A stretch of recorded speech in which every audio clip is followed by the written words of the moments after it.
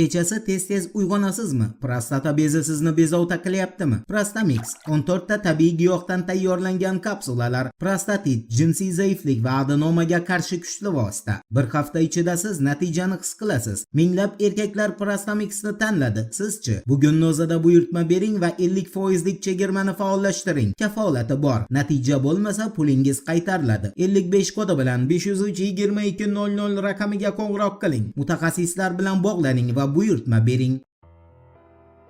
Assalomu alaykum qadrdon muxlis. Siz bilan siz bilgan va kutgan kanal Turfa olam. New York Times agentligining axborotiga ko'ra, Eron oliy rahnamosi Isroil zarbasidan keyin og'ir jarohat oldi. Manbalarga ko'ra, uning yuzida og'ir kuyish jarohatlari bor bo'lib, bu nutq so'zlashni qiyinlashtirmoqda va unga plastik operatsiya talab qilinishi mumkin. Shuningdek, Xumanay oyog'i va qo'lida bir necha operatsiyalarni boshdan kechirgani, protezga ehtiyoj bo'lishi ehtimoli ham istisno qilinmayotgani aytilmoqda. Shunga qaramay, u faolligini saqlab qolmoqda. Ammo ayrim qarorlarni harbiylarga topshirgan. Fevral oyi oxiridan beri Eron rahbari omma oldida chiqish qilmagan va faqat yozma bayonotlar bilan cheklanmoqda.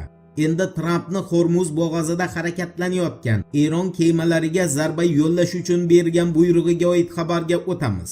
Wall Street Journal agentligining axborotiga ko'ra, Tramp Hormuz bo'g'ozida mina o'rnatayotgan Eron kemalariga qarshi o'q otishni buyurgan. Nashrni qayd qilishicha, Amerika Qo'shma Shtatlari prezidenti Donald Tramp Hormuz bo'g'ozida mina o'rnatayotgan har qanday kemalarga qarshi o'q otish haqida buyruq bergan. Uning so'zlariga ko'ra, mazkur buyruq hatto kichik kemalarga ham taalluqli bo'ladi. Shuningdek, Tramp bo'g'ozni minadan tozalash ishlarini faollashtirish va ularni intensivligini oshirishni ham general Dan Keynga topshirgan. O'ziga qarashli ijtimoiy tarmoqda Tramp, men Amerika Qo'shma Shtatlari harbiy dengiz kuchlariga Hormuz bo'g'ozi suvlarida mina o'rnatayotgan har qanday kemalarni ular qanchalik kichik bo'lishidan qat'iy nazar o'q uzib yo'q qilishni buyurdim. Hech qanday ikkilanish bo'lmasligi kerak. Bundan tashqari, hozirning o'zida bizning mina tozalovchi kemalarimiz bo'g'ozni tozalamoqda. Shu orqali men ushbu faoliyatni davom ettirishni, ammo 3 baravar kuchaytirilgan tartibda amalga oshirishni buyuraman, deya qayd qilgan.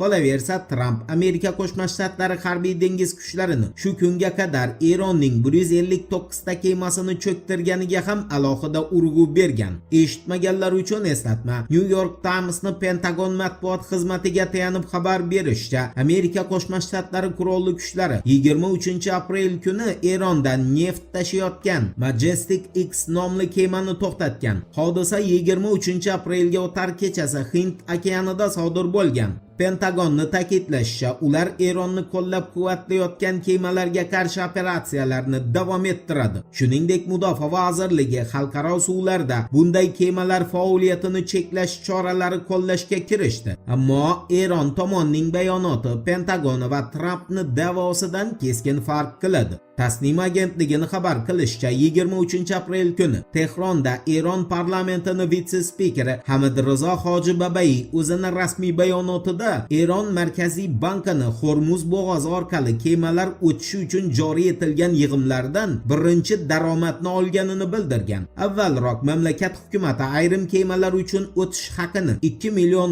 gacha joriy etgan edi. Tehron bu qarorni mojaro sharoitida xarajatlarni moliyalashtirish zarurati bilan izohlab, uni bo'g'ozdagi yangi suveren rejimni bir qismi deb atadi. Bu fon ortidan Eron blokadani qayta tikladi.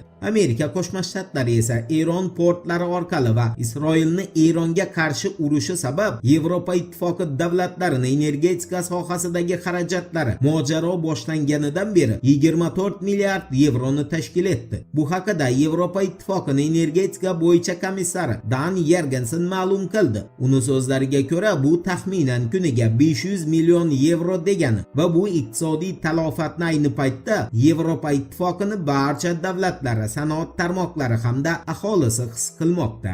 Aytgancha, Donald Trump Eron bilan mojaroda yadroviy quroldan foydalanish ehtimoli haqidagi mish-mishlarni rad etdi. Trampni Oq uyda muxbirlar bilan bo'lib o'tgan matbuot anjumanida aytishicha, Qo'shma Shtatlar Eronni yadro qurolisiz ham mag'lub qilishga qodir va Washington yadroviy qurolni qo'llashni dunyoning barcha davlatiga taqiqlash ustida ish boshlagan. Sababi bu qurol qo'llangandan keyingi asoratlar Trampga ko'ra 3 yoki 4 asr davomida insoniyatni rivojlanishiga to'sqinlik qiladi. Xayriyat aql kiribdi. Voqealar rivojini birgalikda kuzatamiz. Turfa-olam bilan qoling. Siz kutgan kerakli ma'lumotlar hali oldinda.